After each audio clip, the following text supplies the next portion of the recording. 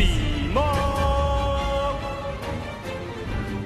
What's going on, guys? It's Cimo. So today I have the first place deck profile from this past weekend's Pro Play Tour Weekend Championship. Over 100 competitors. These championships take place every single weekend. So if you haven't already signed up for one, be sure to check out the link down in the description and get in on some of the action. But we even have players participating all the way on the other side of the world, because for this deck profile, I have Mr. Gabriel Soussi from France, world's competitor, you know, first place European champion. There really isn't much to say, but Gabriel, go ahead and introduce yourself for people who may not know who you are. Hi, so my name is Gabriel Soussi. I'm a French player. I've been started to be known because of my win at the European Championship 2019. I'm also doing some YCS tops and yeah, I just love the game. And you also have a YouTube channel as well. You want to quickly promote that? Yeah, I just have a YouTube channel where I'm doing some stuff, sometime in English, sometime in French. So sure, and I'll have that link down in the description for everyone to go ahead and check you out, because I think a player of your caliber, having some insights from you, I think would be wonderful. But you played Salamangreat, and you ended up taking first place in this format that's just ravaged by Admantipator and Eldritch. Tell me, why did you decide to play this deck? Yeah, so just a word on the meta. Everyone's kind of playing either Synchro Eldritch or Admantipator. There are some dinosaur player and Sky Striker as well, since Ryan won the last LCS. So the thing is, when I tried Admantipator at the beginning of the format, I thought it was a really powerful deck. I think it's the most powerful of all the others. But problem is, because it's a combo deck, the meta is gonna be like everyone's gonna be playing around it by playing hand traps and everything, and every side deck is gonna be prepared. So when a combo deck is the best deck to play, it needs to be tier 0. Otherwise, all the meta is gonna be preparing for it, and it's not gonna be the best deck to play anymore. So then there is it's when Synchro Eldritch arrived because of that, because it's a deck that can play a lot of hand traps and is still able to do big things going first. So I tried it as well. I just thought it was not that good, not because of the synchro part. The synchro part is kind of degenerate, but one hand trap is usually enough to stop the deck, and the Eldritch part of the deck is just not strong enough, to my opinion. I knew about Sky Striker, but I just think it's a deck that is really good when it's a rogue deck, when people are not prepared. But when people are starting to prepare for it, it's not gonna be good enough. So yeah, I just tried Salamangreat like every format, and it can play hand trap pretty well. So it's just really good to stop Synchro Eldritch and Admantipator. Going first, it can do Baguska, which is like the end of the world for Admantipator if you have backup. And it just destroys Eldritch. So against Admantipator, they can't beat you if you go first. If you go second, you still have some hand traps. And against Synchro Eldritch, you just destroy the Eldritch part with the Salamangreat part of it, and you handle the Synchro part of it with the hand traps. So yeah, it's just really good matchups. Sky Striker is not a problem.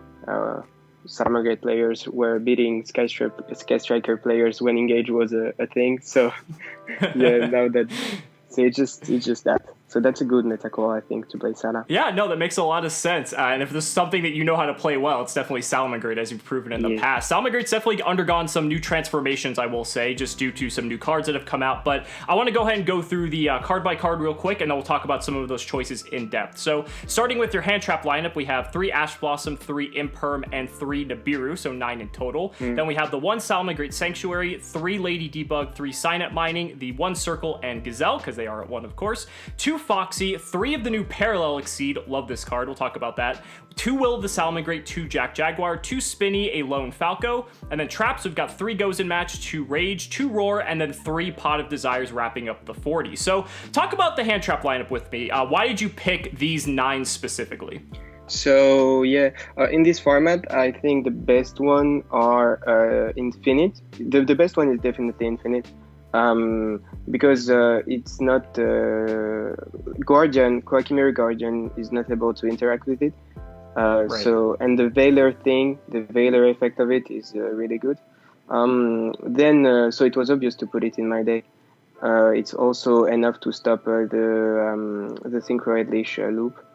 Nibiru then is the other good hand trap to play in this format, since it has a lot of impact on the two combo deck that are Synchroid Leash and Adamant Spader. And Ash is not that good in this format against the meta deck at least, but against Rogue it's just really good. And in Salamangreat it's another card because you can just take it back. So right.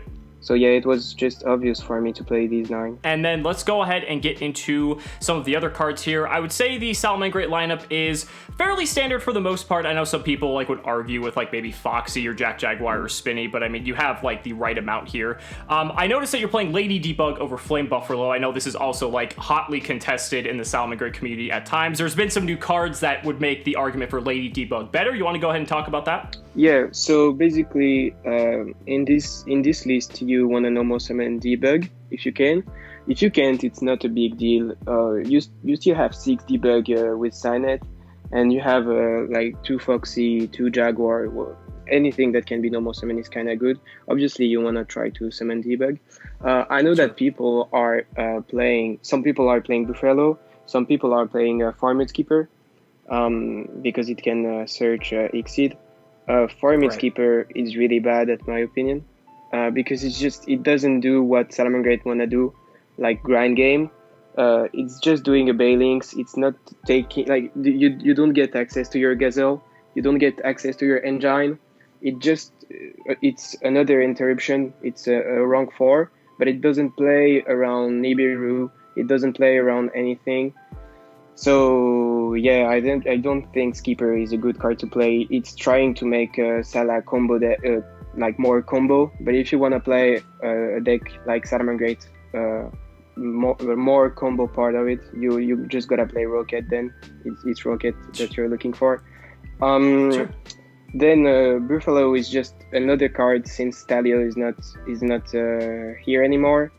At Utrecht, I already wasn't playing Buffalo. I was playing only one because I just wanted to be able to add it with Signet when I need to, when I have a Salamangreat hand, like all Salamangreat cards. But because Adamant Spader is really strong, you just don't have the space for that extra card, that one of Buffalo. And when you play 3 of it, okay, it can draw cards, but you will more likely end up on Bailing's Pass. And the only good thing is that it's really good in the mirror, which is not a thing anymore. And yeah, you just don't want to end on Bailing's Pass. You want to do the Gazelle play. You want to be able to play around Nibiru by having Gazelle in your hand and keeping it. Yeah, I think Debug is just the best one to play at the moment. Now, you did mention about playing around Nibiru, and this is one of the things that some people might find surprising, because with Nibiru just being all over the format, Salamangreat has this inherent flaw that, Nibiru just kind of blows it out at times. How do you find the best way is to play around Nibiru playing a deck like this? Yeah, so with this list, there are many ways. With the standard list, you just can't really play around it. You have to choose to commit to the 5th summon or not. So first, I just want to say that Nibiru is not a problem with my deck. I won game when people are just using Nibiru 2 times, 3 times. It just doesn't matter. Wow. You have so basically Gozen, for example, is helping you to play around it. If they summon Nibiru and you just Gozen them, they are locked into light, and so many decks can't just beat that. You just have to summon back a fire monster before, because otherwise you're locked as well. Sure. So that's the part. You also have Wheel. You also have Exceed. When you go into your Exceed play, you can keep some resources in your hand and end up only on Balinks and 1 Exceed 4. It's really easy to still win. Even if you get Nibiru, then you just use your Gaza and everything. So yeah, it's kind of easy to play around it. I was kind of scared about the format being Nibiru everywhere, but it was already that at Utrecht, for example, where there was Nibiru everywhere still. But it wasn't a problem since we discovered Gozen match, and it's still not the case. And now let's talk about Parallel Exceed. This is one of the new cards out of Eternity Code. A lot of decks taking advantage of this if they can, and Salamangreat is like a natural inclusion. Talk about this a little bit and how this really has upped Salamangreat's potential. So yeah, at first I was kind of hesitating on the card because I don't think it's a mandatory thing, a mandatory card in any Salamangreat deck.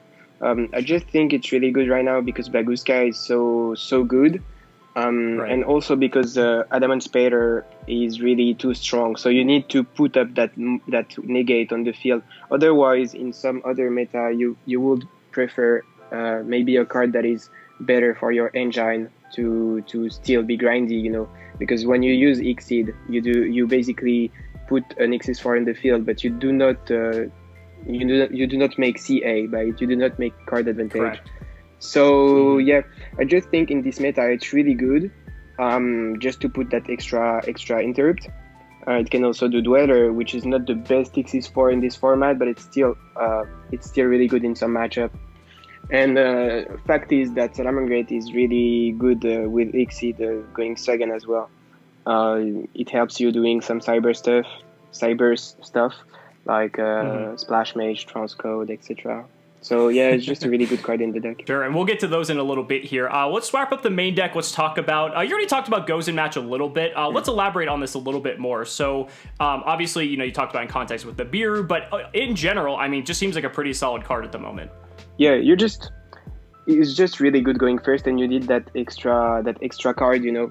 Normally Salamangreat never needed that extra card, but since Stalio is not here anymore, since Utrecht, you needed that extra interrupt that helps you to do CA in several turns, you know. And Gozen being a floodgate, it means it's gonna be helpful several turns in a row. So you don't need it's kind of doing a card advantage because of that. It's gonna interrupt your opponent during several turns. So it's just like you're using several cards. It's just really good against Sky, really good against Rock. If they commit like on another attribute, you can lock them into that attribute. If they don't, then they are locked into Hurt, and it's not really good for them to play. Sure, and with how recursive the deck is, that just makes perfect sense. Yeah. Let's talk about your extra deck now. So we have the Dweller and the Baguska, that was aforementioned. We have Access Code Talker, making its way into every deck now, it seems. The Lingeribo, which actually came up quite clutch in some of your matches during the tournament. 3 Baylinks, 2 Heat Leo, 3 Sunlight Wolf, that's pretty standard. But then we have Splash Mage, Transcode Talker, and Update Jammer. So what would you say was the MVP of the extra deck here? I would say Sunlight Wolf, obviously, but if I have to pick a non-Salamangreat card, I would say Update Jammer, because that's what helps you. Even if access code wasn't a card, Jammer would help you to make OTKs.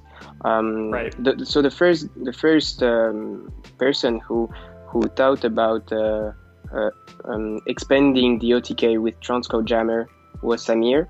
So I remember before the European Championship, I introduced Update Jammer Transcode combo, and then Samir improved it by adding Bomber, which is a Cyberse as well, and it could upgrade the OTK to a lot more damages, and also he could attack over Colossus with it and steal OTK. So yeah, it was a really good thing. And then, so I was working on this, and I found that the Roboros was better than Bomber because it was K-Striker Orcus format. So I was playing the Roboros, which is still playable with the Desires and the opponent banishing as well. You can make it so he has like 4,000 attack or more. And you know, the effect of banishing the whole field is it can happen as well. But Access Code is just a better card to play with. So now we just play Access Code. And yeah, Jammer making the Lynx attack twice is just really, really good. It helps the deck to end games that it could not win. Absolutely, and that's always been one of like the weaknesses, I guess, of Salamangreat. The monsters themselves are like rather small, but then when you have stuff like, you know, double attack Access Code Talker or Zero Boros or Transcode, like that usually is enough to make up the difference. Talk about Splash Mage. This is something that we really haven't seen too much of in Salamangreat, but I think a lot of people are curious to hear about this one. Yeah, so I think if I have to change a card, it will be Splash Mage. Okay. In the extra deck, but I think it's kind of cool. I don't find any card to put instead, since Hita is not a card anymore. Mirror Match does not exist. Maybe a little bit more now, but it's still not the case. And the Hita is just gonna be really bad against the other deck. The only fire they can put in the grave is gonna be Ash or Jet Synchron, but Jet Synchron is gonna be banished in a lot of scenarios. So yeah, Splash Mage is just a card that helps you to go in your transcode stuff easier. It helps you to bring that one cyber. Sometimes you just need one more cybers to go into access code, and it helps you doing that. Also, it's not on the summon or anything, so you can just stall with it. You can just put it and it reborns every turn if your opponent is not able to out it.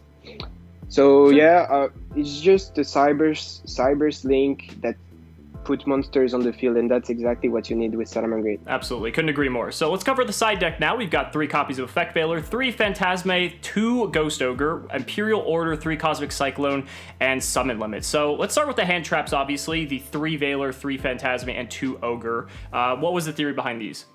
So you're playing 9 main, and you want to be able to when you go second against Synchro Leash or Adamantipator, you just need to see at least 1 against Synchro Leash, and at least I would say it's better to see 2 against Rock. So yeah, 15 is a good number for that. Also, when you play against Leash Synchro, you just need to handle the Synchro part of it. If they play only with the Leash Engine, then you are in a really good spot because Sala is better as a grind game mechanic. So yeah, 15 hand trap when you go second. That's one of the strengths of the deck, because it's not a problem to go into 15 hand traps. I could play more. This is like more than 15 actually. It is 14 plus 3 Phantasme, I think. Before it was 15 because the only changes we made, because I worked on the list with Ivan or Yoshi. He helped me, so basically I sent him the list, which was the exact same list, but with Mourner instead of Ghost Ogre, the new hand trap, you know. Right. And there was no order because at the time Sky Striker wasn't a problem. Right. And we ended up changing Mourner for Ghost Ogre because we need that card that is good against rogue matchup as well. And Ghost Ogre is kind of the same impact than Mourner against Adamantipator or Synchro Leash, so it was better. Sure. And then we ended up changing the third Ghost Ogre for Order because we did not. We needed that Order against Sky because it's so easy to win if you resolve it. That's one of the things I think I really like about Salamangreat is that it is so flexible and able to kind of play all these different roles since the engine is so small, and then you can play 15 hand traps if you want, or whatever. Then we just have your 3 Cosmic, 3 Summon Limit. Anything you want to say here? Summon Limit is just really good when you go first. It's better than a hand trap, so you just play it because you have space in this side deck, and also it's needed to win 100% of the game against Rock. And Cyclone is just against any rogue deck and Sky Striker. That's going to wrap it up for this deck profile. Any final thoughts on the deck? Any advice you'd want to give for any aspiring Salamangreat players who might want to pick up this deck in this format? Yeah, I have some shout-outs. So I will shout out the group I playtested with for this format, which is S7. I want to shout out 2 of my friends, so Ryan Yu and Ivan, for awaking me before the event because I was asleep. And and yeah, that's it. No, I don't have any other things to say. Thanks to everyone. All right, awesome. Yeah, Gabriel, thank you so much for your time. Guys, let me know down in the comments what you guys think about this list and if this is something you might want to pick up. Thank you so much for watching the video, and we will see you next time.